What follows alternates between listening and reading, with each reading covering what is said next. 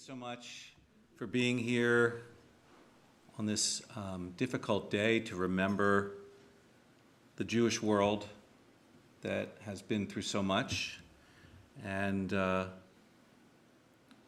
even I saw something in the, I guess it was somebody had sent us an email today about, it was our member who was the Associated Press or UPI from Israel.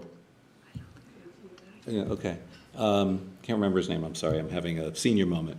But he was talking about Ron Campius, thank you. Right, Ron Campius. I don't know if anybody saw his posting today, but he talked about the fact that, here he was of someone who did not lose anyone in the Holocaust, but the important thing was that we stand as one people on this day to remember all those people who died, even if we might have been not affected at all. And in this room tonight, we have people that have been affected, and so we stand with all of you to be here to remember the terrible tragedies that befell our people. So tonight we're going to begin with a little service of remembrance, and then we have a guest speaker that we'll introduce in a few moments. You need the prayer book for the first part of our service, and it's one of the softback prayer books. We begin on page 653 as we sing together Eli, Eli, the song that reminds us that we hope and pray that some things just always stay the same. And this was written by Hannah Senish. Let's join together. 653.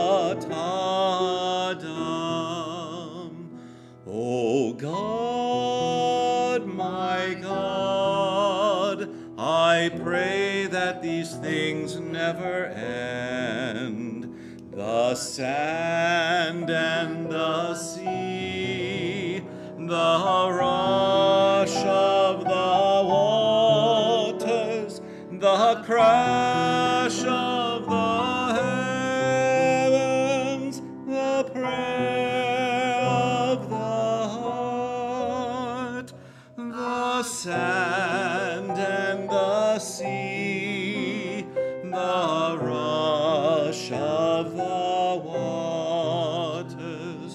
the crash of the heavens, the prayer of the heart.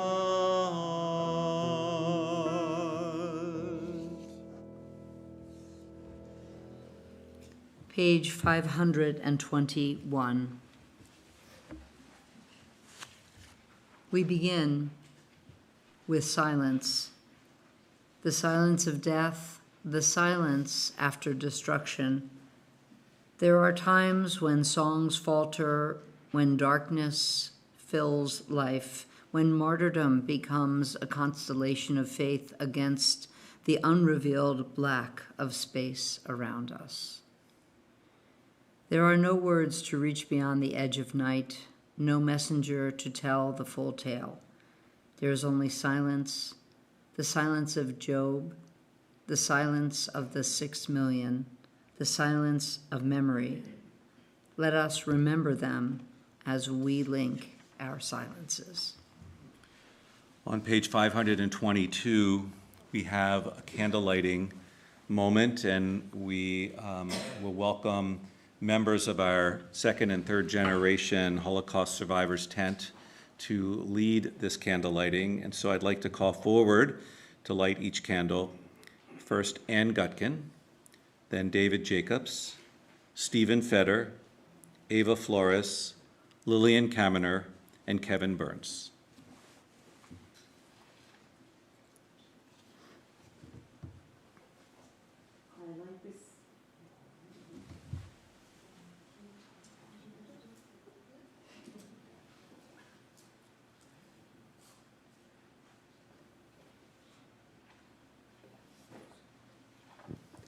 I light this candle in memory of my grandmother, Frida Lindenbaum, whose courage saved my father's life and who later perished in the camps.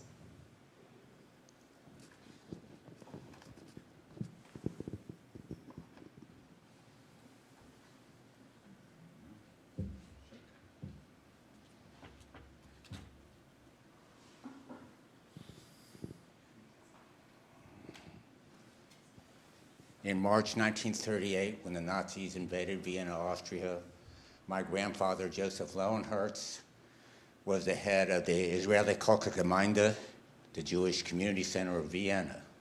For the next 7 years, he worked under the auspices and harassment of Adolf Eichmann.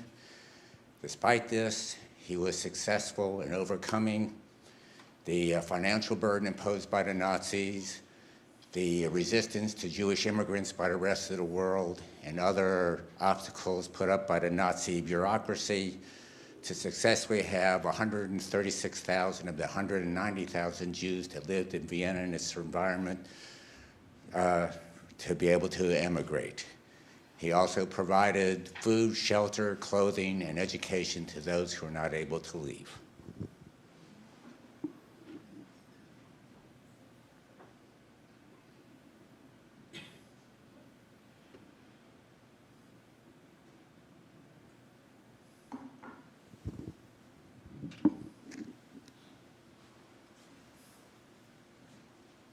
I light this candle for my father's parents at Auschwitz, his three sisters, Esther and Sarah, and Rivka, who at the selection, instead of going to the labor camp, went to take care of her two sisters.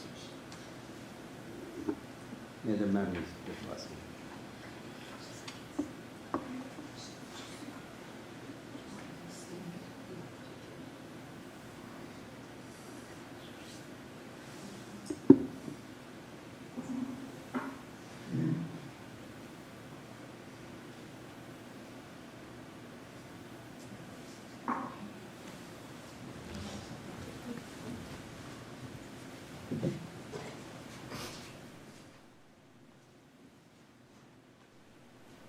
I light this candle in memory of my mother, Agnes Zabel-Herzer, and my Catholic father, Oscar Zabel, who saved her life and 28 Hasidic Jews during the Holocaust in Budapest, Hungary. And also, I light this candle in memory of our extended family who died in Auschwitz.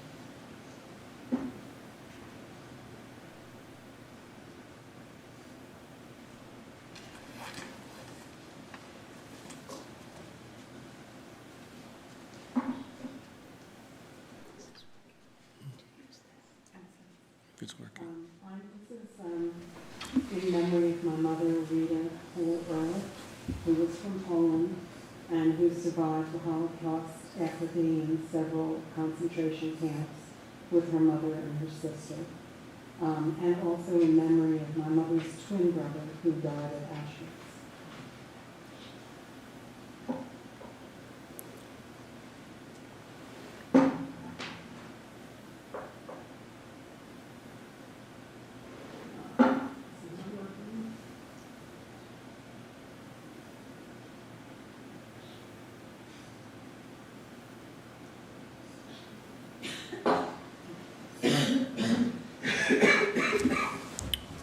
Kevin, I don't think that's working. Try this one. Okay. This candle is to honor my grandparents, on my mother's side, my Zadie, Carl Krieger, and my bubby, Sally Krieger, who both survived the Holocaust in Auschwitz and in Buchenwald, where my grandfather actually escaped in a death march. They survived, lived in Baltimore, and passed away in 2019 and 1998, or 1987. But this candle's also for my bubby's family, who almost none of them survived Auschwitz, and even including my great-grandmother, who had to make a Sophie's choice of choosing her younger children over my grandmother. It's to honor them.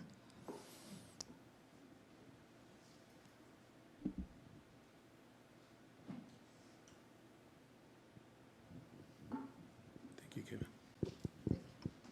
There's no candle for me, and I suppose there's no candle for my family. But I just wanted to say something for the people who did lose people in the Holocaust. And I did. My father came from Berlin, Germany, and my great-grandmother, my grandmother, my 3 aunts, my uncles, my cousins, all died. In Treblinka, in Auschwitz, in the woods outside of Warsaw. That's the story, and it's with us, and it's with us today. And I look at all of you, and I thank you for coming, but I do wish there were more people here. Thank you. Thank you. Thank you all. Zichronam livracha, may the memory of the righteous be a blessing. Page 522.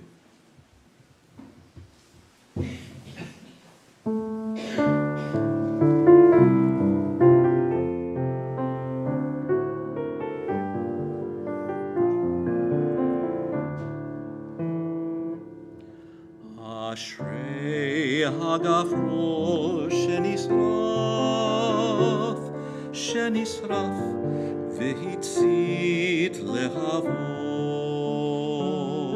Ashrei halehava shebara besitrei levavot. Ashrei halevavot sheyadu lechadol bechavod.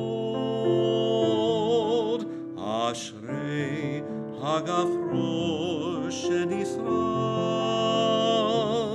shenisraf v'hitzit lehavot.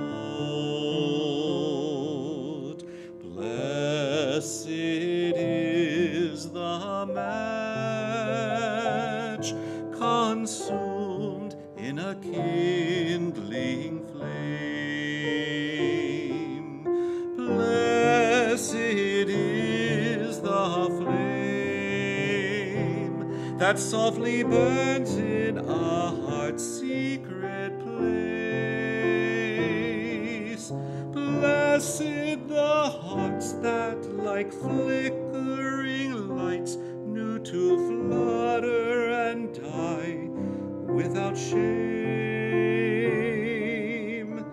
Blessed is the match consumed in a kindling flame.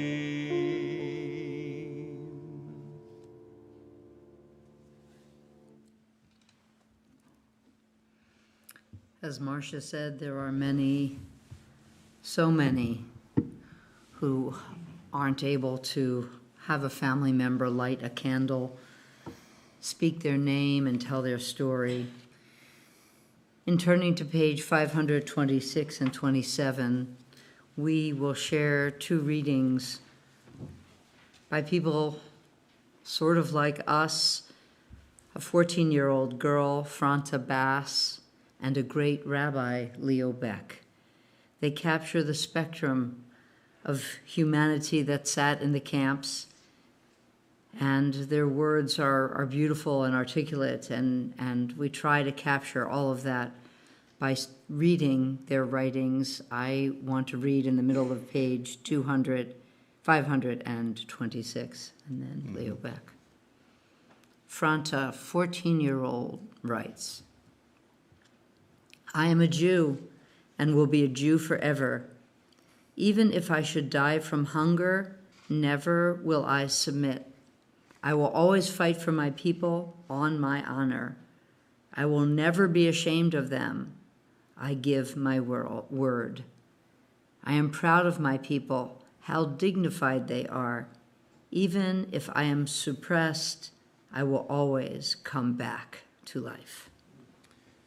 And this testimony of Leo Beck, we would assemble in the darkness. To light a candle there, or even a match, would have brought immediate disaster upon us.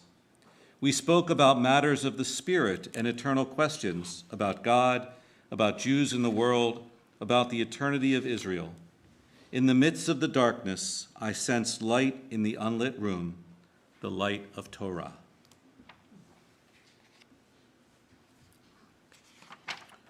On page 266, we rise for El Malei Rachamim.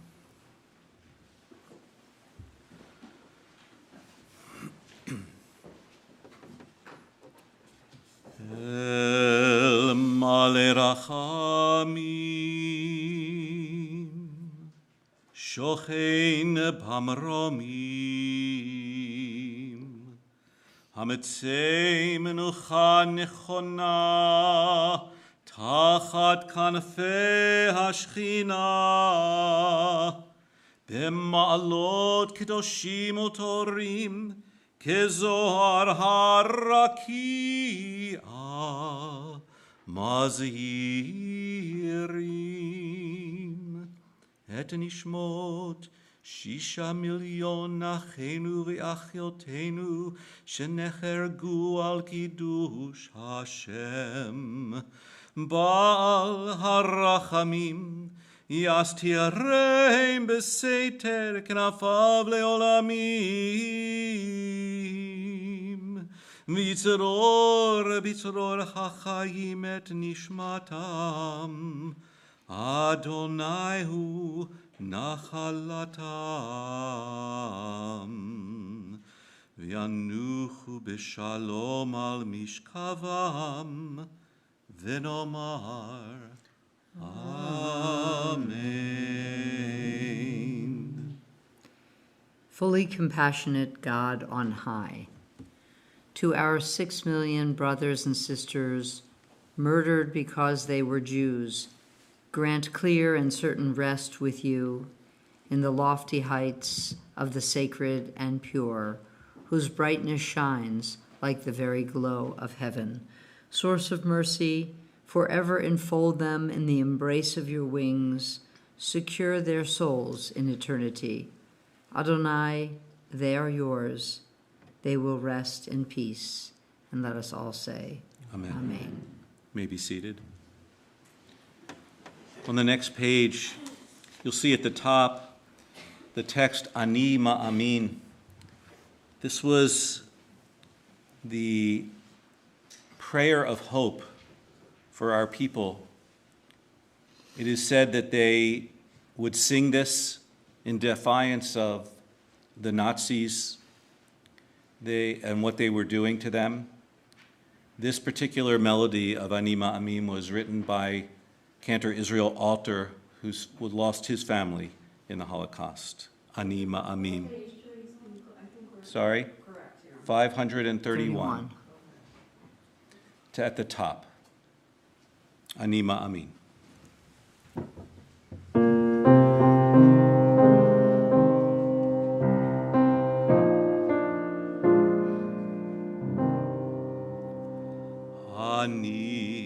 Ani Ma'amin,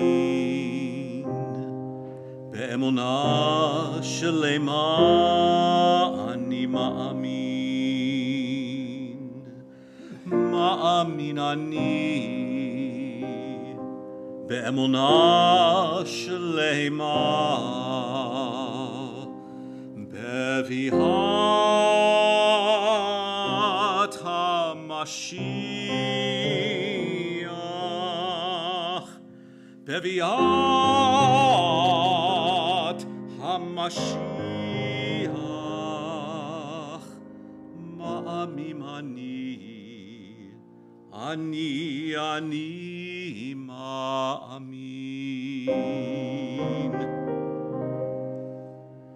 Ve'haf al pi shehit mamea ma'amin ani ma'amin.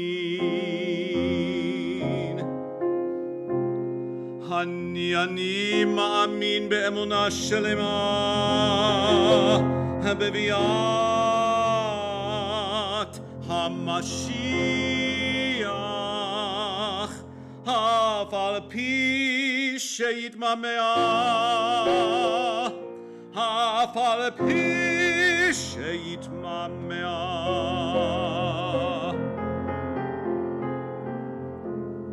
ha'al pi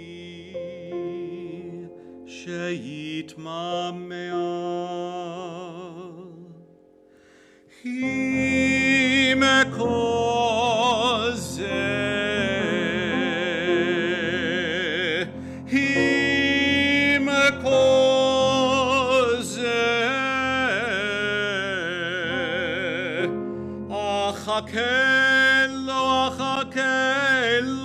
bechol yom achakelo bechol yom hi mekol zeh achakelo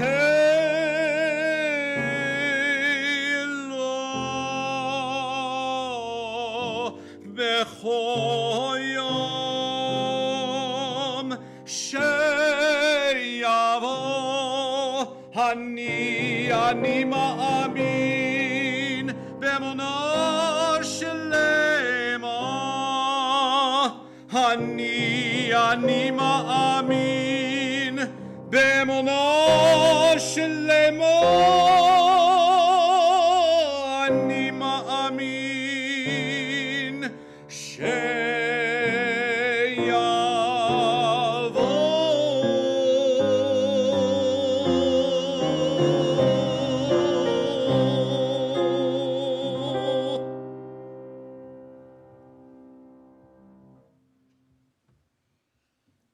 It is said that those words were on lips of people as they died in the camps. And we turn now to our prayer of memorial Kaddish Yatom, and also the Kaddish that is unique to the Shoah. We will, on page 533, you will see there the words of the Kaddish in the Hebrew, and opposite each word, the names of a camp. And we hope you'll be comfortable rising and joining us in reciting any part of this that you are comfortable with or that you know. So we're on page 533. Won't you please rise? We'll take the words slowly so we can hear the names of these places where so many of our people died. Yitkadal Auschwitz, Yitkadash Lodz, Shemei Rabbah Ponar, Be'alma Divrach Hirutei Babiyar, Ve'malik Malchutei Mindar, Ve'chayechon U'v'yomechon Birkenau, U'v'chaye Dechol Beit Yisrael Kovno, Ba'agala U'v'zman Kariv Janavska, V'imru Amen. Yehi Shemei Rabbah Mivarach Le'olam U'almei Almaya, Yitbarach V'yishtabach Theresienstadt, V'yitpa'ar V'yitraman Buchenwald, V'yitnaseh V'yithadar Treblinka, V'yitale V'yitalal Vilna, Shemei de Kudisha Brirchu Bergen Belsen, Le'ela Mauthausen, Min Kol Birchata V'Shirata Dachau, Tush Bechata V'Nechemata, Minsk, Da'amiram Be'alma, Warsaw, V'Imeru, Amen.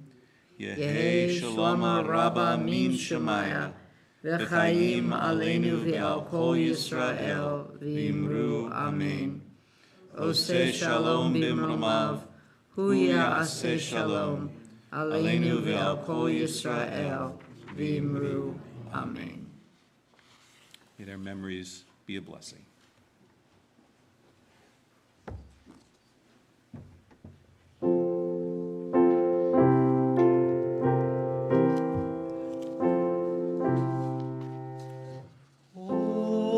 Oseh Shalom B'mromav,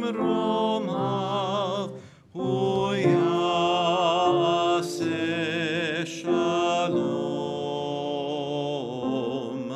Aleinu V'al Kol Yisrael, V'Imeru, Amen. You may be seated. Our speaker tonight is Emily Klein. She is the Broadening Academia Initiative Program Coordinator at the United States Holocaust Memorial Museum. Tonight, Emily will be speaking about Holocaust diaries, specifically about their material qualities, such as the type of object used for the diary, their size, the writing utensils used, etc., to explore how studying diaries as three-dimensional artifacts with distinct physical features can influence our understanding of the diaries themselves, the conditions in which they were written, and the people who wrote and kept them. In addition to her current work with the museum, Emily was the 2022 and 2023 Digital Humanities Associate Fellow at the Holocaust Memorial Museum and holds a master's in modern and contemporary literature and culture with distinction from the University of St. Andrews in the UK, where her dissertation examined these Holocaust diaries. She has presented her research for a variety of organizations here and abroad. Let us please welcome Emily Klein.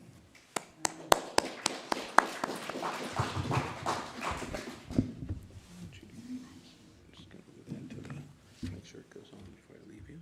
Thank you. Good. Okay. Excellent.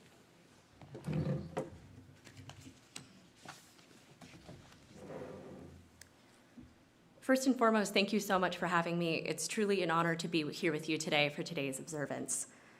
I'd like to begin by acknowledging that the views expressed here are my own and do not necessarily reflect those of the United States Holocaust Memorial Museum. On November 22nd, 1996, Frederick Weinstein, born Friedrich Finikamian, wrote a letter to his children. In the very first line, he announces the occasion for the letter. Quote, "I've decided to give these writings to all of you with the thought that Peggy will be the best suited person to have charge over them." End quote. The writings in question? His diary, a page of which you can see here, written in Warsaw during the Holocaust. In the letter, he details the circumstances in which he kept his diary and some of the memories preserved within its pages. Quote, "I've written these pages in the years 1943, 1944, while in hiding in a very small cellar room in the Aryan part of Warsaw, in an apartment building on Volshka Street, number 54. I've used whatever paper I was able to get, and that's why the last loose sheets are pages from a discarded, used office or account ledger. My memory went back then to the events around September 1st, 1939, which was the outbreak of World War II, to my escape from the small town of Niewoszów in central Poland, a few miles from the river Vistula. And then, on loose sheets, I described my entry into the Warsaw Ghetto in June 1942, life in the ghetto and all that happened to me and my friends, family, and in general, up to my escape in February 1943. What follows then is my and my parents' life in the cellar, self-imprisoned." End quote. He also describes the improbable means by which his diary was hidden and eventually recovered. Quote, When finally the apartment building was set afire by the SS soldiers who fought Polish partisans in the Warsaw Polish Uprising in August 1944, I buried these writings in a hole under the floor in the cellar." End quote. He returned to Warsaw in January 1945 after months as a forced laborer, and when he went back into the city, he also went in search of his diary. Quote, "In the ruins of the completely burned out apartment house, in the sand in the hole under the room that used to be, I found my diary, and there it is." End quote. Through a combination of foresight and luck, his diary survived the near total destruction of Warsaw. This letter is the first thing you see when encountering his diary, either online or in the archive. It's a fitting introduction not only to this very specific collection, but also to thinking about Holocaust diaries as manuscripts, three-dimensional paper objects with unique stories about how they were created, carried, and preserved. In the letter, Weinstein refers to the diary's contents and to the physical object in which they were written. By noting that he used an accounting ledger because it was the only paper he could find, he draws the reader's attention to the ways the object a diary was written in can give us insights into what conditions were like when and where the diary was written. The details about how the diary was buried, recovered, and entrusted to his family are all part of the diary's history as an object. These aspects of Weinstein's letter are related to two central concepts when working with Holocaust-era diary manuscripts from a material culture studies perspective: materiality and provenance. I use the term materiality to refer to the materials diarists use to create their diaries, as well as their use of available space within the diary's pages. And this slide just includes some of the internal and external features that I pay particular attention to. Writing media involves whether the diarist used pen, pencil, a pigmented pencil, usually a blue or sometimes purple paint, or in some cases even a typewriter to write. A writing surface is the kind of object the entries are written in, ranging from a traditional notebook to, in the case of a diary in the archives at the NIOD Institute for War, Holocaust, and Genocide Studies in the Netherlands, Monopoly money. When looking at the inside of a diary, I'm particularly interested in whether the diarist included illustrations or inserted additional materials like photographs, if they left blank pages by choice as a sort of narrative decision, or if pages were left blank because their lives were cut short or they were separated from their diary during composition, changes in their handwriting, and how they format their text on the page. Provenance refers to any information about the diary's path from the time it was written to the present, including where it was carried, when or if it changed hands, and how it arrived in an archival institution like the USHMM. Some material culture studies scholars also just call this an object biography. While the contents of these diaries are undeniably incredibly valuable first-person accounts of the Holocaust as it unfolded from an individual's unique perspective, these diaries are also important historical and commemorative objects because they're what can be known as survivor objects. In The Missing Pages, The Modern Life of a Medieval Manuscript from Genocide to Justice, art historian Hignar Zatlian-Wattenpaugh introduces the concept of survivor objects, material objects that acquire new significance because they, quote, experienced genocide and survived, end quote. Her study is primarily an object biography of the medieval Zaytun Gospels and their canon tables. However, she also identifies art, liturgical objects, and Torah scrolls stolen by the Nazis as survivor objects that, quote, acquired the power to recall the horror of genocide, to recollect the absent persons and objects that the Holocaust consumed. They symbolize violence, but also survival and resilience, end quote. Looking at Holocaust-era diary manuscripts as survivor objects with distinct physical qualities and histories can help us better appreciate the conditions in which diaries were kept, how different individuals approached the practice of keeping a diary, and the agency and innovation required to write in extremity and preserve diaries for the future.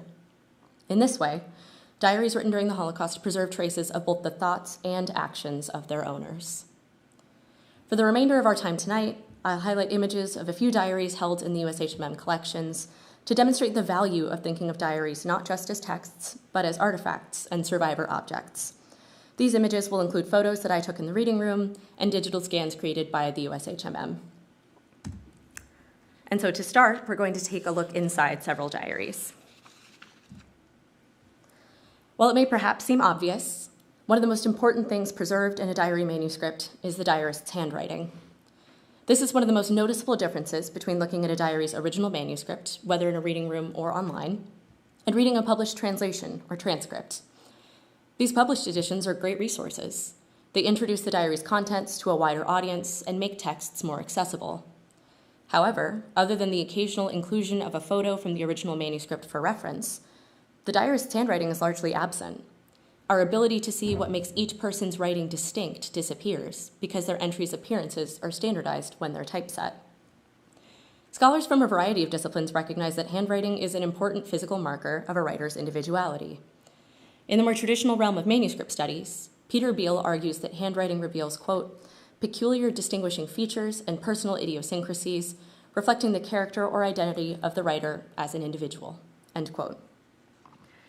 Handwriting's ability to assert selfhood is even more important in relation to Holocaust-era diaries because of the ways in which the Jews of Europe were systematically stripped of their individuality by perpetrators.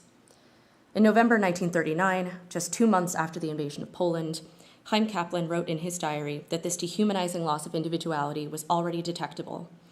He observed, quote, amidst the general horror, the tragedy of the individual is neutralized and ignored, end quote. The handwriting visible in Holocaust diaries recenters the tragedy of the individual and reminds us that diarists were people who cannot be reduced to part of a suffering collective. The endurance of diarists' handwriting, physical remnants of their status as individuals, also defied the Nazis' efforts to erase any traces of the atrocities they committed and the communities they attempted to destroy. This is particularly powerful when encountering handwriting in diaries belonging to those who did not survive, where their diaries are lingering traces of their physical interactions with the object and traces of their existence. And this includes some of the diaries you see here on the slide, including those belonging to Dr. Aaron Pick, Eugen Fellner, Zipporah Zonshine, Lucien Dreyfus, and Chaim Kaplan. When the handwriting in a diary changes, it can be a visible sign of how conditions made writing more or less difficult than before as they changed. Some of the most striking examples of this are found in diaries where some, but not all, of the entries were written on a death march, a remarkable feat in and of its own right. The image on the right is a digital scan of the diary Paltsego kept as a Hungarian forced laborer sent from the Hungarian border to Mauthausen, and then from Mauthausen on a death march towards the Gunskirchen subcamp. In the highlighted section of the translation, which you can see in green on the side, the translator who prepared the translation for the museum inserted a note saying, quote, the diarist was running out of paper, consequently he tried to make better use of space. At the same time, he might have had problems with his writing instrument. He was weak, desperate. The result of those contributing factors is that the writing is very difficult to read at this point in the diary, end quote. It's no coincidence that this fluctuation in his hand became particularly noticeable beginning on the first day of the death march on April 17, 1945. The changes in handwriting that we can see in the text communicate how writing became harder, as he had limited time to write and was physically impacted by grueling long distances and starvation. Debilitating physical conditions have a tangible effect on manuscripts. In her dissertation examining concentration camp diaries, informed in part by her own experience keeping a diary in Bergen-Belsen from March to November 1944, Renata Lacour notes how malnutrition affected her own ability to keep a diary. Quote, at first, Lacour's entries occur fairly frequently and regularly, but by the fall of 1944, they begin to fall off. Even before this time, the diarist noted that, perhaps because of lack of protein, she was no longer able to think clearly and was experiencing difficulty not only in forming sentences, but also in writing them down, end quote. These more frantically written entries can also be interpreted as signs of how important diarists in this situation felt it was to keep writing. The conditions for writing became even more strenuous and required them to expend precious energy needed to try to survive such a heinous march. And yet, despite all of this, Paltsego wrote in his diary on the march until his liberation. The image you can see on the left is from Clara Lefkowitz-Kempler's diary. The entry in purple pigmented pencil, which you can see on the left-hand side, was written on a death march from the Zammerda subcamp of Buchenwald. As you can see, there's also a detectable difference between the handwriting and the two facing pages. The entry written with graphite on the right is in a more swirling cursive than the purple text seen on the left. Unlike the Tsego diary, this is not necessarily a reflection of the changing environment. Instead, it demonstrates how this particular diary also served a communal purpose. It includes messages, like the one in graphite, written and signed by other women on the march. This note in graphite was signed by a woman named Hetty and dated May 6, 1945, in a nice cold hay barn. Diary manuscripts are often hybrid objects that share characteristics with other genres, including commonplace books, poetry albums, and scrapbooks. Clara Lefkowitz-Kempler's diary is an extraordinary account of how she survived a death march through Germany. It also includes pages that resemble the ones you'd find in an autograph book, pages that are physical remnants of social connections. Unlike a published book, diaries contain all the edits and revisions diarists made as they wrote their entries. These editing marks, like the crossed out words, the replacements added above them, and the bracketed insertions you can see here in the first entry of Lucien Dreyfus's diary from December 20th, 1940, are physical remnants of a diarist's thought process and approach to writing. Given that the editing marks are made in the same color ink as the original entry, the revisions are rewordings and not adjustments to errors, and the crossed out words are very clear and not hastily scratched out, it seems as if Dreyfus was deliberate about how he approached adjustments to his text when he reread the passages. In the introduction to their translation of the diary, Alexandra Garbarini and Jean-Marc Dreyfus note that before the outbreak of the war, he was a regular contributor to the Jewish newspaper in Strasbourg and even acted as its editor. He also spent much of his career as an educator. The editing marks in his diary can perhaps be seen as a reflection of his status as a writer who was just as committed to his craft as he was to capturing his thoughts and observations. The presence or absence of editing marks can also signal differences in writing possibilities and purposes across contexts. Among the 20 diaries I've examined in the museum collections that were written in various types of camps, including Vichy French assembly camps, transit camps, concentration camps and their subcamps, and forced labor camps, editing marks are quite rare. Renata Lockwer can perhaps provide some insight as to why this was often the case. Quote, living as he did with the constant threat of the loss of his writings and perhaps his life, the concentration camp diarist certainly did not envision himself rereading what he wrote in the camp during his comfortable old age. The keeper of the concentration camp diary was driven by his need to get things down on paper, to escape the present and hold on to an ideal or a concept in order to survive, end quote. While several diarists incorporated illustrations into their diary entries, I think one of the most unique instances of illustration can be seen in the diary belonging to Friedrich Zeller. The small green diary and fragment you can see on the left were written from July 1937 to December 1938. These volumes include entries written while he still lived in Berlin, and on his journey to the Netherlands after several failed attempts to get him on the Kindertransport following Kristallnacht. The decorative title given to the small green diary suggests that Zeller had a natural artistic disposition and an interest in drawing. But the hastily scrawled note on several fragments like the one below suggests that while he was en route to the Netherlands and a refugee in Rotterdam, he also tried to write things down as they happened for reference. The 2 pages on the right are from his 1939 diary, written after he safely made it to Preston, England, and it's largely dedicated to recounting his time in the Netherlands. In Preston, he had more time and materials and a more secure environment to write than he did while on the move or in the refugee camp in Rotterdam. As you can see, there's a really interesting attempt to create the same effect in his spiral-bound notebook as you see in medieval illustrated manuscripts, particularly through the use of large decorative capital letters with small illustrations inside of them. You can see with the W, it's a sunrise, and in the D, it's a boat sailing on the seas. And there's a commitment throughout the diary to keeping rigidly straight margins. One of the exceptions might be seen as this map he made of Spandau and the community around his apartment building, but even then you see the line that he created to guide where he would place the map. This version of his diary also includes a foreword, which is part of the image you see in the middle, title page, and a table of contents. Based on the inclusion of these features, this version of his diary was likely meant to serve not just as a memory aid, but as an heirloom. This is validated by a line in the foreword in which he writes, quote, I am writing so that I and my family can see it later, how I lived, how I felt, and what thoughts I had, end quote. And so to move on, we'll take a look at writing surfaces and binding and how they can shed light on ingenuity and the networks of connection between individuals. So the museum holds diaries written in more traditional objects like a hardbound notebook, complete with a lock and key, composition books, and pocket calendars.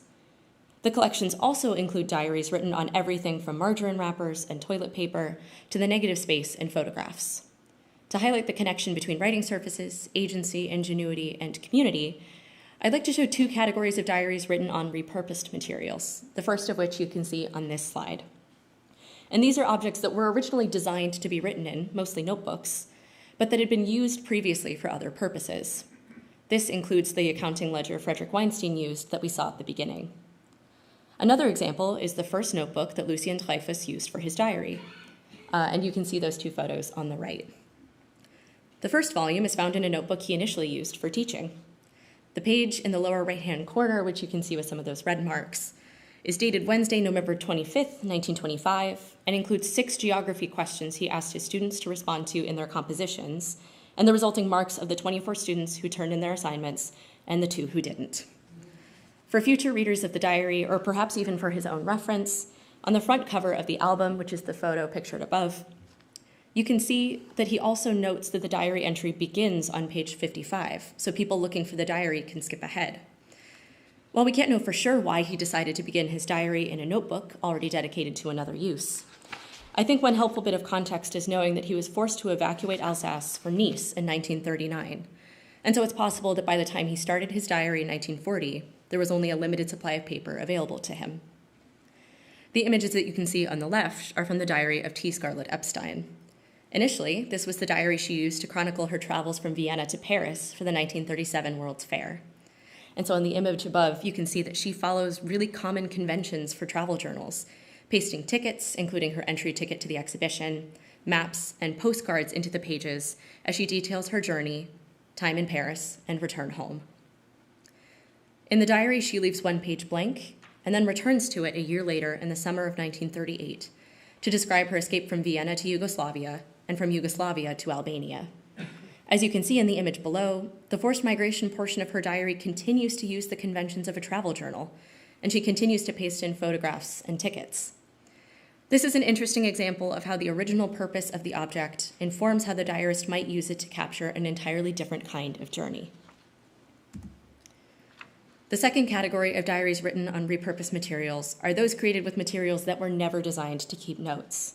And I really do owe the discovery of these diaries and almost everything we're about to talk about to Susie Snyder.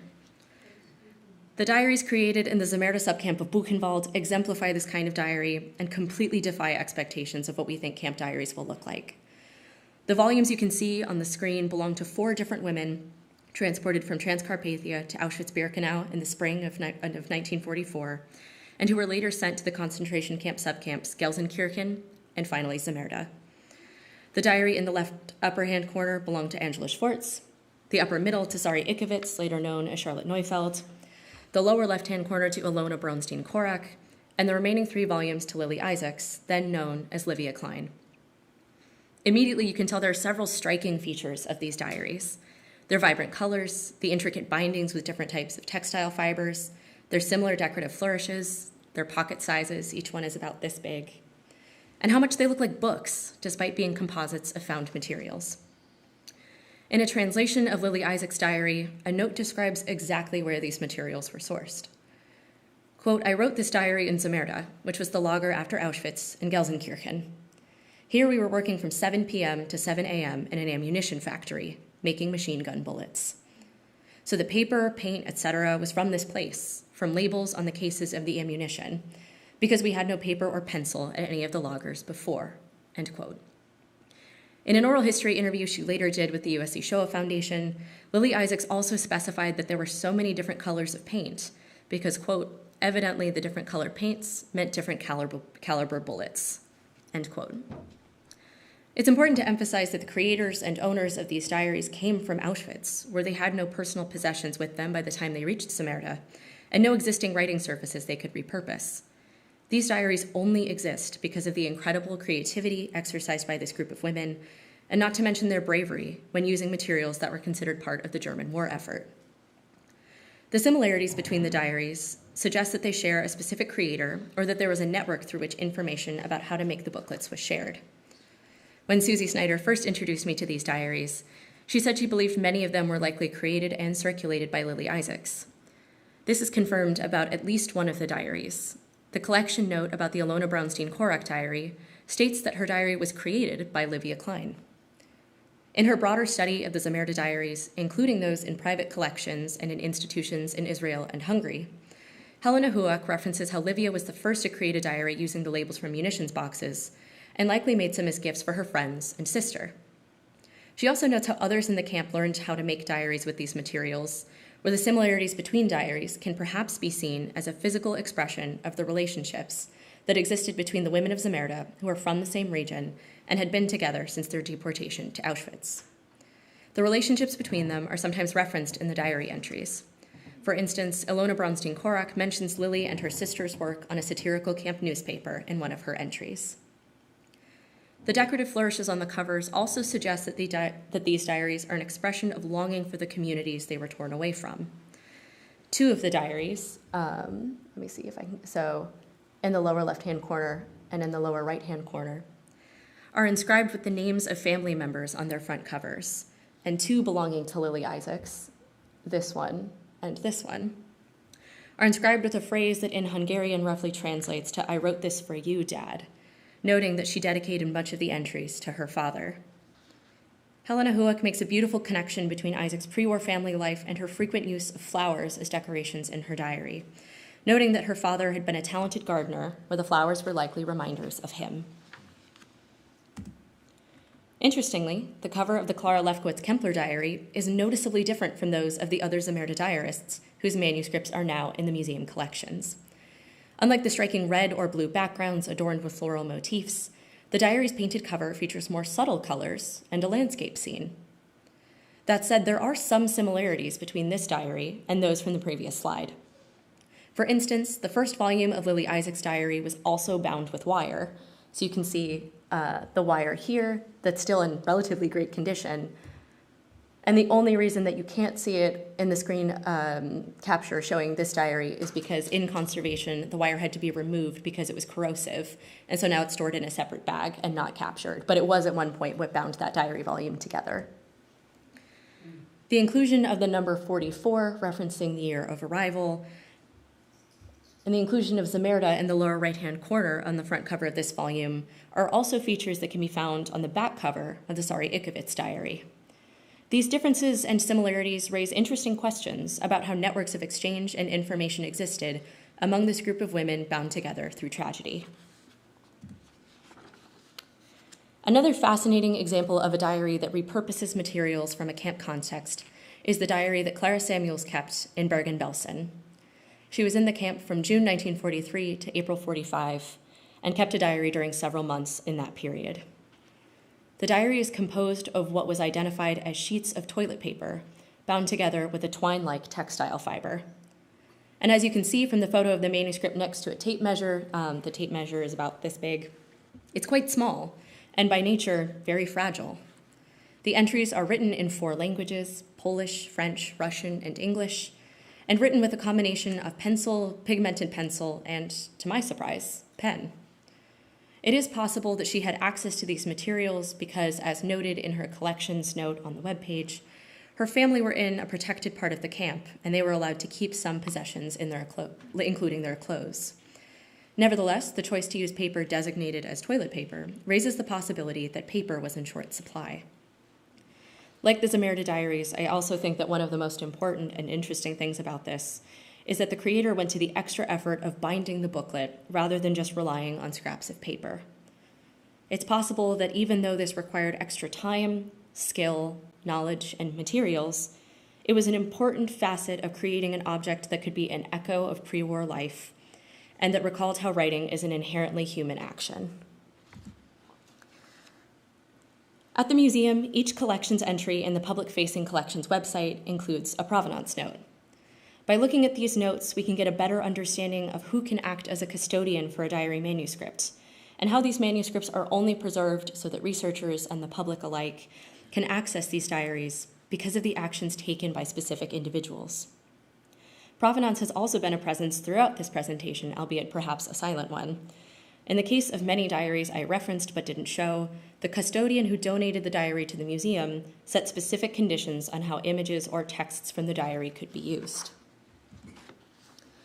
In some cases, survivors were the sole custodians of their diary manuscripts, where they were the ones responsible for the creation, safekeeping, and donation of their diaries. This is the case, as you can see in the provenance note, for the Lily Isaacs diary. In other cases, family members, often children, inherited diaries and chose to deposit them in a custodial institution. Marty Korak Weiss was responsible for her mother Ilona's diary and donated the manuscript to the museum. And finally, the provenance of diaries written by people murdered during the Holocaust reveals a different kind of agency, because it identifies the actions they took to pass their diaries on to custodians who might be able to save their manuscripts. In his study of how diaries end, diary scholar Philippe Lejeune claims that appointing a custodian for one's diary is, quote, a precautionary measure that ensures, quote, you will still die, but your diary will not, end quote. And this is the case, as you can see in one of the longest provenance notes on the screen, relating to the diary of Chaim Kaplan. The introduction to the translation of the diary created by Abraham I. Katz, referenced in this provenance note, goes on to specify that, quote, Kaplan himself was largely responsible for the miracle of preservation, end quote. He entrusted the volumes of his diary to someone in the ghetto named Rubenstein, who was on a forced labor detail that left the ghetto each day, and passed each volume on to Wojciech. As he wrote in the summer of 1942, while the Great Deportation raged on in the Warsaw Ghetto, Kaplan expressed that his greatest hope was that his diary could survive, even if he could not. On July 31st, 1942, he wrote, quote, most of all, I am worried that I may be consuming my strength for naught. Should I be taken, all my efforts will be wasted. My utmost concern is for hiding my diary so that it will be preserved for future generations, end quote. This provenance note, along with the digital scans that accompany it on the collection's webpage, attests to the diary's survival and preservation for future generations, and affirms that Kaplan's efforts were not wasted. As conservators are quick to point out, there's much we don't know about the provenance of objects, including diary manuscripts, from the Holocaust. We rely largely on information written about the diaries in the actual diaries themselves, as well as written accounts and oral testimonies from their creators and custodians. There are questions that can only be answered and features that can only be explained by the diarists. Our richest encounters with diary manuscripts occur when we have insights from their creators. However, on the whole, the study of diary manuscripts as artifacts doesn't distance us from the individuals responsible for them. Rather, it encourages us to consider the range of choices, actions, and experiences preserved by the text, materiality, and provenance of their diaries. Thank you very much. You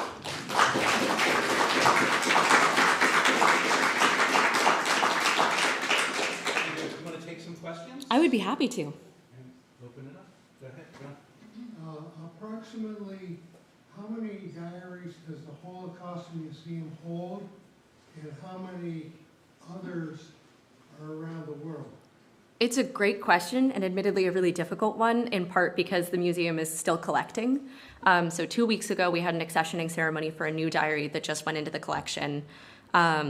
When I was a fellow, I'd made a list of diaries in our collections that seemed like some of the things that make it difficult, some things are cataloged as diaries that some people might consider memoirs. But when I just made that initial list back in December 2023, it was over 120, and I'd imagine worldwide there are so many more. So I wish I could provide a more specific number, but a substantial number. One thing that's interesting, in other work, I do digital humanities related projects with these diaries, and one thing that we have to tell people when we give results is that we can never say, like, this is a percentage of how many total diaries, in part because we'll never know how many were destroyed or lost, how many were buried that were never recovered. But also there are so many that remain in private collections, so we still don't quite have a sense of how many survived generally, and then are out there that have survived. Yes? I assume all of them are translated. Are they all translated in full? They're not.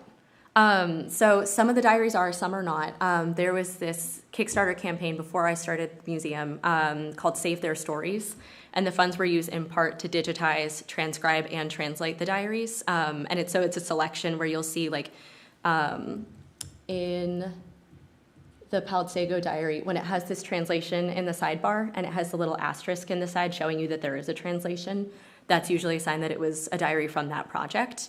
There are some where people included translations when they donated it, but there's sort of an ongoing, ever-continuing effort to translate some of these texts.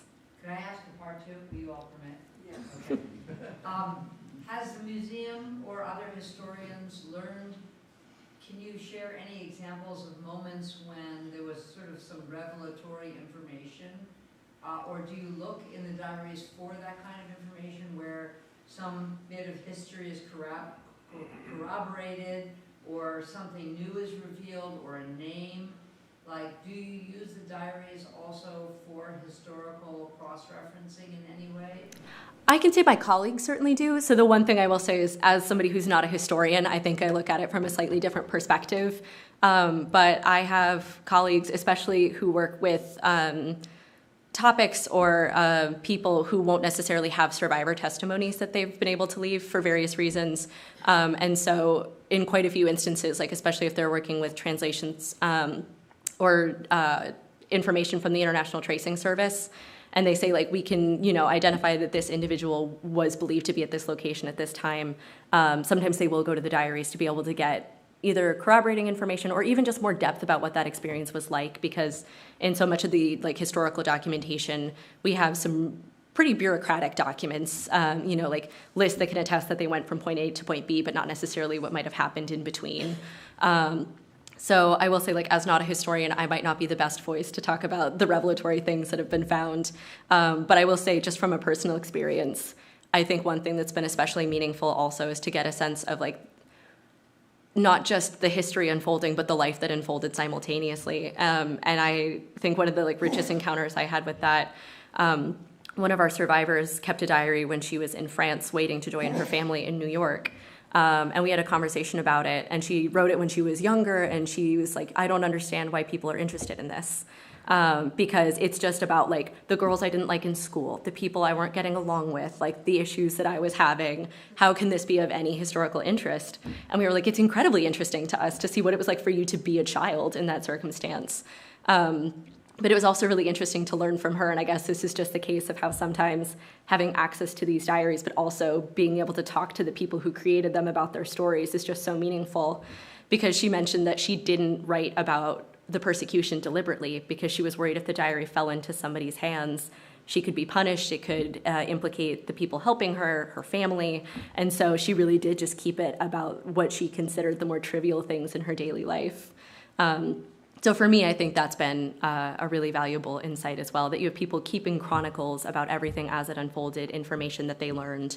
Alexandra Garbarini did a really wonderful study called Numbered Days, Diaries in the Holocaust, and she looks at one thing that diaries can really shed light on in kind of a unique way is getting a sense of when people knew certain things in certain locations and kind of getting a sense of that unfolding sense of realization, or if it never comes.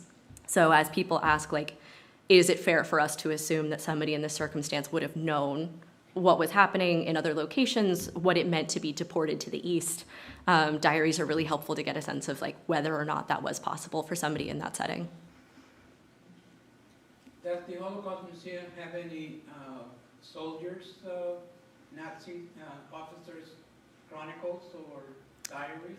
That's a great question. My research was primarily focused on not perpetrator diaries, but I believe that we have one Nazi official's diary that was translated recently, and I would have to remember whose it was, and I'd be happy to provide that information when I look it up. So we do have some perpetrator diaries as part of our collection of record, but I wouldn't say it's the majority of diaries in the collection.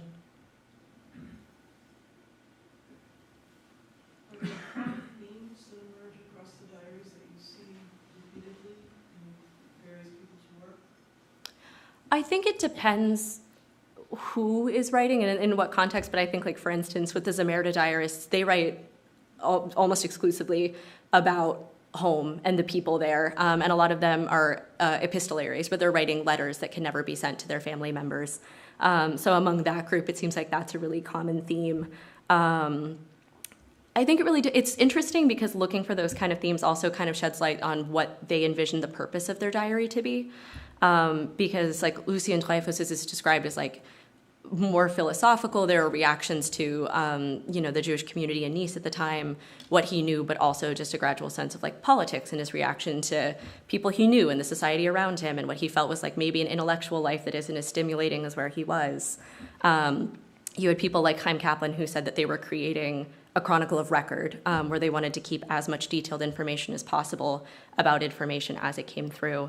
And then you have people who are writing just to process. The Diary of Paltsego is largely written prayers, and it's just expressing a hope for endurance and also to be reunited with family. So I would say that I haven't found substantial overarching. There's something that occurs in every diary that I've found, but there are certain clusters of patterns that I would say emerge based on what it seems like that person was trying to do in their diary. Because sometimes it is interesting where you can see people are writing with the express intent of somebody reading it later, and then there are others, especially if it's concerned with petty grievances with friends, or things that might be considered embarrassing. There's a really interesting diary that I can't show a picture of, and I really wish I could. But it's fascinating because the person who wrote it and donated it ended up cutting out certain sections, and you can see she cuts around sentences and paragraphs. So that might have been a diary where she wanted to remember what was happening to her as it unfolded, and after she survived, there were things that maybe she wasn't comfortable with other people knowing.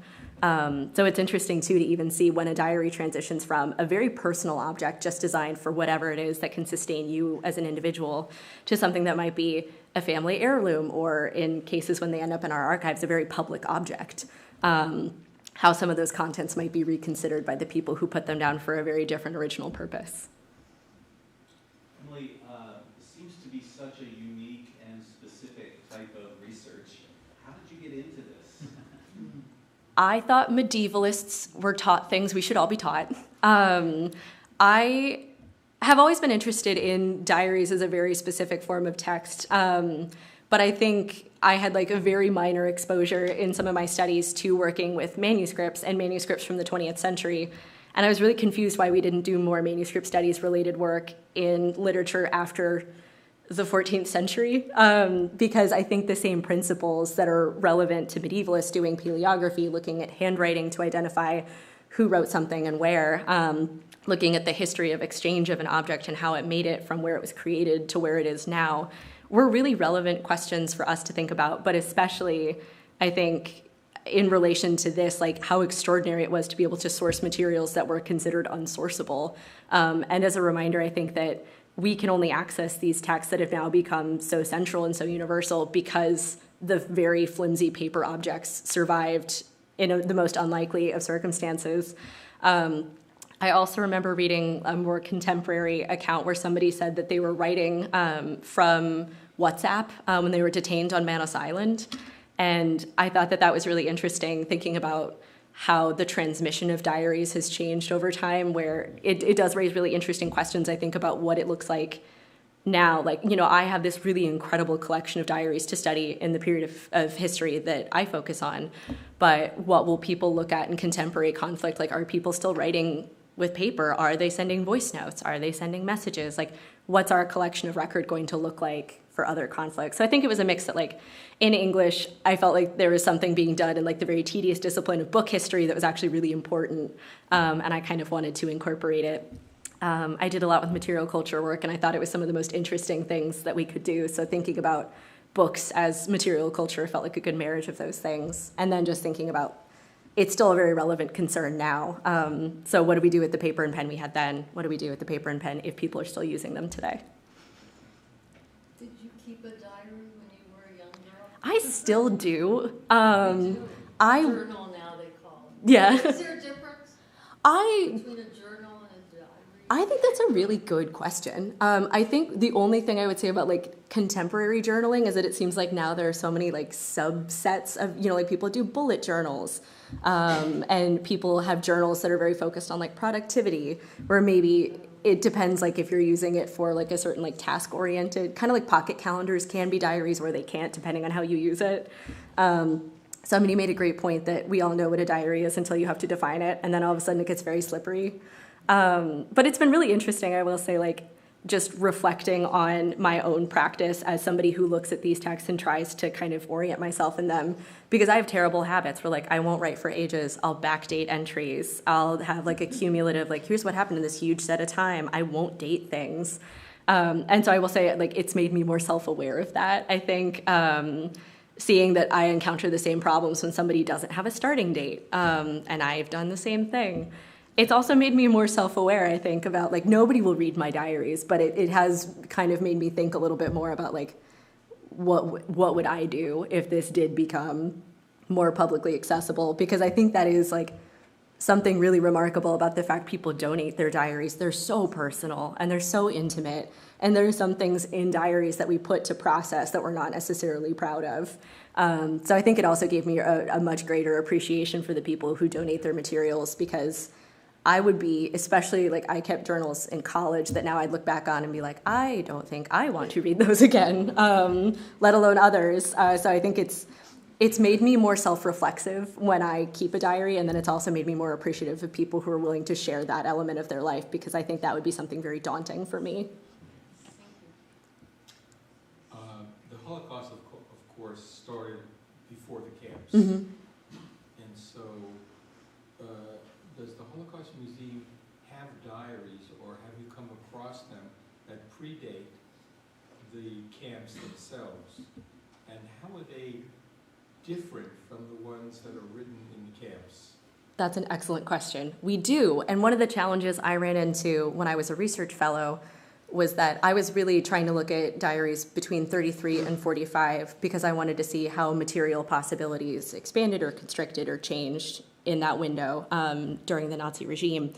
I faced some really interesting challenges of what fell in that scope, because we have some really interesting collections where it's somebody's diary they've been keeping since the 1890s that they were continuing on. We have Weimar diaries, so we have plenty that are far before the period the camps were created. And even the first volume that we have of Chaim Kaplan's diary is before the occupation of Poland. And I think that that's actually incredibly interesting and important for us to see, especially thinking about it from a material perspective, because then you can see, like, when they were unconstrained in the way that we knew they would become, what were their writing habits? What did they like? Were they consistent? Were they always used one kind of notebook? Were they a devotee of their fountain pen? Like, we can get a sense of their habits before they were kind of transformed beyond what they would have preferred. But one of my big questions was, what makes a camp diary different? And it wasn't necessarily what I thought it was going to be. I was under the assumption, having read some accounts about how there are very few diaries from the camps, and those that we have, a lot of people write of as, like, very small fragments. One that's referred to as, like, fragments kept in a glasses case, so they could be easily hidden. So I was under the assumption that it would be very few, mostly fragments that were small, and mostly written in pencil, and that just wasn't the case. And I think it's really illuminating the differences in different types of camps depending on who was responsible for administering them, if it was a camp that was designed for a certain set of constraints. So it did kind of illuminate the differences within the camp system itself as well. But there was a diary that somebody had, that they had in Theresienstadt and in Bergen-Belsen, that's like an 8x11 sized lined notebook. I have no idea how they managed to keep it across locations. There are two really beautiful diaries that people kept in Bergen-Belsen, and I spoke to one of our conservators because it looks like it was either purchased by somebody who knew how to bind books, or they bought it themselves because it's hardbound. It doesn't have any markings on it from a manufacturer. And it was made with tools where, like, it doesn't look like you could have just done it by hand. You would have needed equipment. But they had these in Bergen-Belsen in 1945 in May, and I have no idea how they had those. I think the Zamerda diaries were some of the most surprising, to see the ways in which people were able to use things in their environment to create, like, real pieces of beauty that you wouldn't think would be there. And they're bound much more than I thought they would be. And I think that was the thing that really interested me about Clara Samuels and the women in Zamerda. Obviously, not everybody could. The thing that I found that was hardest for them to source was a needle, because that was kind of the one thing that couldn't be easily replaced by something else to puncture small enough holes where you won't rip the really fragile paper, but also where you could stitch through bindings. So they managed to find those materials and still, even if it's not a hardcover bound book, to create de facto bindings. So there's much more of a range in the Italian fascist camp of Federmonte di Tarsia, and then in Gurs and Les in France. We have two diaries written by two individuals on typewriters. And so The story for the diary in Gers and Lamy was that he had, and I have no idea how he did this, smuggled a smaller typewriter in with him. And we don't have any explanatory notes about beyond that what happened and how that was possible. But he was placed in work in the administrative offices of the camps, and so he was able to type seemingly in a non-controversial way because he was in an administrative setting. But he fled the camp for Switzerland and took his diary and his typewriter with him. So it's a huge constellation of objects that you would think wouldn't be in certain places. And I will say there are some where it's more aligned with your expectation. Like we have a diary somebody had in Auschwitz. We have very few of those. And it is an uneven scrap of paper that's a darker color, where it's almost like somebody speculated it could have been like the inside of a cement bag because it's this sort of discolored gray-brown shred. But on the whole, I think like there's much more variety in camp diaries than I would have anticipated. And then there's a huge range of diaries in our collections from before the war, and some from after as well. So the range of what fits in our collections is quite broad. Yes? For the modern time, are you aware of any diaries being written by hostages that have been released from Gaza or by the families of the hostages? Unfortunately, at this time, I am not aware of any. That's not to say they don't exist, just something that I'm not currently aware of. Yes. Going back to the woman who sort of cut out parts of her diary. Yeah. So I was wondering, do you ever come across things, or researchers come across things where it's something so sensitive that they don't disclose it, or they redact it, or does that ever happen? I don't know, because admittedly, I don't work on our collections accessioning side. I know that people can, when they donate their collections, set certain constraints, not just on use, but on how publicly visible some of their collections are. So in some cases, some of the diaries that I've worked with in the past, they're only visible on site if you go see it in the reading room, and they're not digitized. So I think that could be a way in which people signal that, you know, even if it's not the most sensitive of information, it's not information they'd like anybody to be able to go on the internet and look at right away at any time. But other than that, I'd be very curious as well to know the kind of when people make donor agreements and when they decide to part. I think it's such an interesting tension to navigate where you're deciding to donate an object into the public trust, but you also aren't quite sure how public you want that donation to be. So I would be fascinated as well to learn more about how people navigate that, because of course you want to be respectful of the wishes of either the custodian or the person who first owned the object that's being donated. So I think how they manage that fine balance of being respectful of those wishes, but also making sure that the collection is kept safe for the long-term future would be something definitely interesting to look into more. Yes? Is there a dominant language of the diaries that you encounter? If I could actually pull up a spreadsheet of mine very quickly, I could give you an answer. And I will say... Was there Yiddish? Yes. So there are quite a few diaries in Yiddish, a surprising number in Hebrew. But let me see if I can get you more information. I think some of it is also, I've heard people describe it as a bit of a reflection too of like who donates, given that we're an institution based in the US, it's kind of reflective of who's here and whose family was here, where it's not necessarily going to be reflective of, you know, diaries writ large. It's very specific to our group of donors. Let me just see if I have it. So I don't have our overall languages, but I can say that the majority of diaries that I looked at in the museum collections written in camps were in German. So the range of languages included Dutch, English, French, German, Hebrew, Hungarian, Polish, Russian, and Gabelsberger shorthand. And then among the diaries written in the ghettos,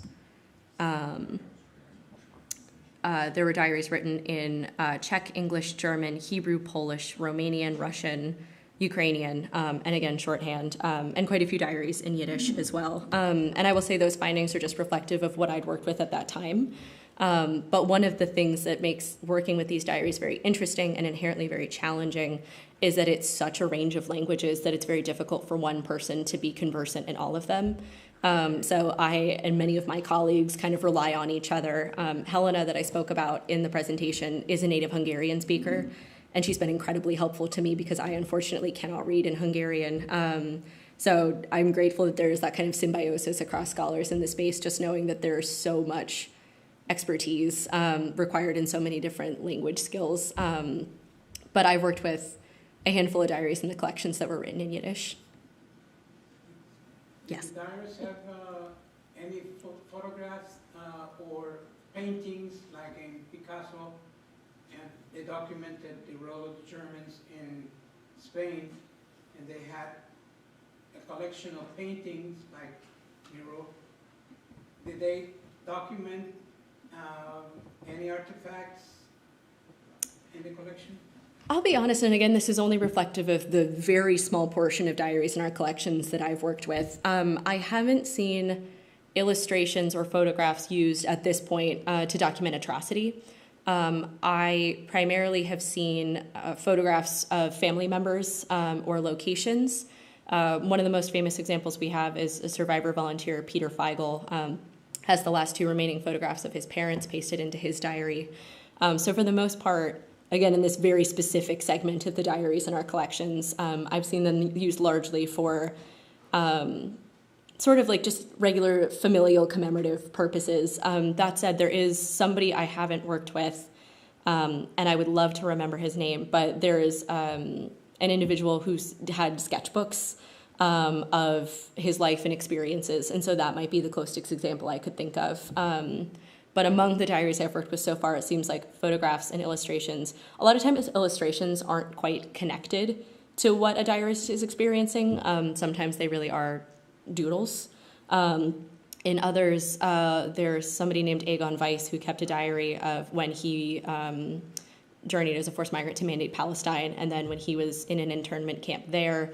And so maybe the closest documentary thing I see are maps, like people trying to diagram the locations they were in. Even Friedrich Zeller, when he was away from Berlin and knew he'd never see it again, he wanted to draw his very specific surroundings in Spandau. So those might be the closest things that I could think of related to that. Not to say, again, that they don't exist, just reflective of the small subset I've seen so far. The reason I asked, because the Holocaust Museum in Richmond, Virginia, they had documented artifacts that were used to communicate between different camps. And like they have a set of violins that had messages. Wow. The violin collection of the Holocaust. Amazing performance. Or some paintings done by prominent artists that had messages like codices. Wow. So if you get connections to the Holocaust Museum in Richmond, they may show you the violin collection. That sounds fascinating. Thank you. One of our current fellows and somebody who's coming in through a program of mine, they work on like early graphic representations, just in terms of drawings and illustrations of experiences in the camps. And so I think they would also probably know a bit more about that kind of, it might not necessarily be in diaries, but it sounds like based on the work that they've done, there were certainly efforts to have these early sort of illustrations. But that's really interesting about the violins, and I'd love to look into it. Yes? You mentioned a translation effort, and I'm wondering, is that limited to English, or is there also an effort to translate into other languages? And if so, what languages is there a demand for? It's a great question. Again, this is one, unfortunately, I can't quite speak to, not being on the archival side. The closest I can reference is within the Mandel Center for Advanced Holocaust Studies. We've started a Holocaust Works in Translation project meant to bring works in languages like Ukrainian and Yiddish into English. So I'd imagine for the most part in English, but I've seen, it really depends to who the translator was, because I think I've seen quite a few transcripts that are in Hebrew. So sometimes it stays in the language in which it was written, or it stays in the language of the translator. I would really like to know more about the mechanisms by which we translate certain projects, because I know those in Save Their Story were created through the institution. The Paltsego diary was translated by somebody who used to work in the archives, who was a native Hungarian speaker. But I'm not quite as familiar about the other individuals used and processes used to translate some of the texts that we have. So speculating from my side of the institution, I would imagine they're largely translated into English. And other languages that I've seen just anecdotally seem to be related to either the original language of the text or the language that might have been of interest to the translator for that specific project. Thank you so much. Yes. One last question. Have researchers or scholars analyzed samples of numerous diaries to see common themes? Alexandra Garbarini's book does a really wonderful job of looking at a large collection of diaries, and then she examines them chronologically. And so she looks for common themes, but she also looks at how attitudes towards writing changed as people became more aware of the extent of the atrocities and confronted despair, perhaps in a more knowing way. So I would really recommend her work, Numbered Days, because she does this fantastic look at this landscape of diaries to see those kind of commonalities, emerging patterns, things to distinguish some diaries from others. There are other scholars who've done it in this space, like David Patterson's written some things, Amos Goldberg has written some things. So there are scholars working on this. I think the most wide-reaching that I've seen is Ali Garbarini's book. Thank you so much, Emily. Thank you.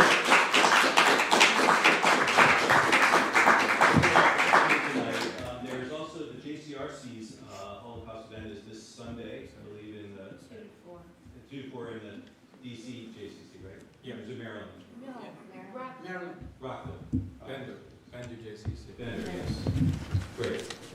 And Friday night we'll be honoring Yom Ha'Shoah, Israel Independence Day, as well as Yom HaZikaron, Israel Remembrance. So that's Friday night, and I think, isn't there also the Israel Committee doing a program on Saturday? Yes. Saturday afternoon, there's a study in Seudah on Zionism, learning about its history, its early thinkers, and what is the variety of Zionism that exists today. And that's from 3 to 4:30, and then from 5 to 6 is like the Today thing and Havdalah, and there's also an environmental dinner, which all this is on the internet, so find us. You know how to do it. Thank you all very much. Thank you. Thank you, Frank. Thank you for having me. It was a great presentation. Feeling Susie all over it. 90% of that.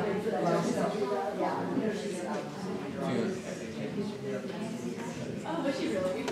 Of course she was.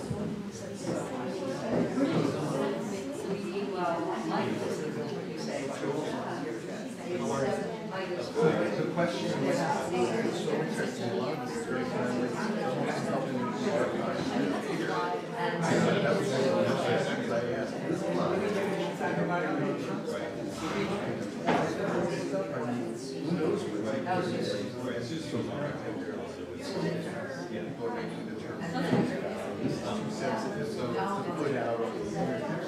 And then we were Warsaw, Krakow,